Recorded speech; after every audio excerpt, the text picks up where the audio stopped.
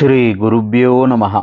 தெய்வத்தின் குரல் மூன்றாம் பகுதி 45வது தலைப்பு. ஜாதி அம்சமில்லாத சேவை தேவை.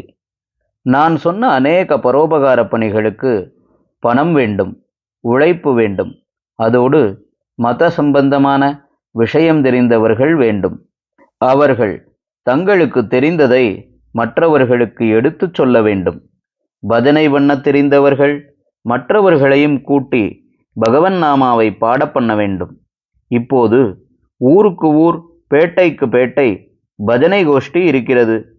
இந்த கோஷ்டிக்காரர்களே வார வழிபாட்டையும் மற்ற பரோபகார காரியங்களையும் எடுத்து நடத்த வேண்டும்.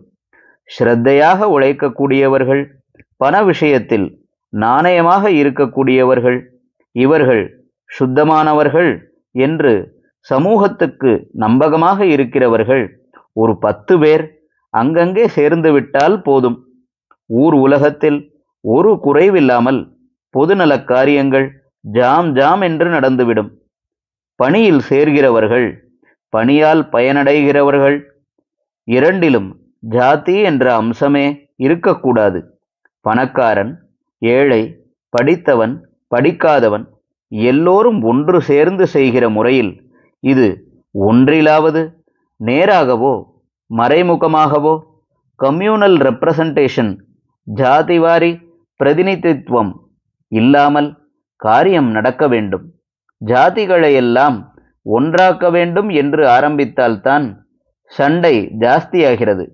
ஆரியன் திராவிடன் பேதமில்லை என்று சொல்லி சௌஜன்யத்தை உண்டாக்க வேண்டும் என்று நல்லெண்ணத்தோடு ஆரம்பித்தால் கூட உடனே இதற்கு ஹிஸ்டாரிக்கலாக, சரித்திரபூர்வமாக, எத்னாலஜிக்கலாக, இன இயல் ரீதியில் ஆக்ஷேபனைகள் வந்து ஒரே வாதச் சண்டையாகிறது.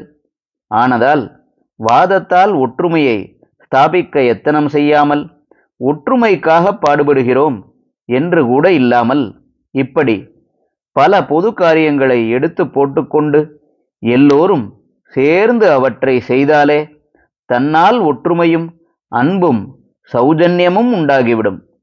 ஹரஹர சங்கர, ஜெய ஜெய சங்கர. தெய்வத்தின் குரல் மேலும் ஒலிக்கும்.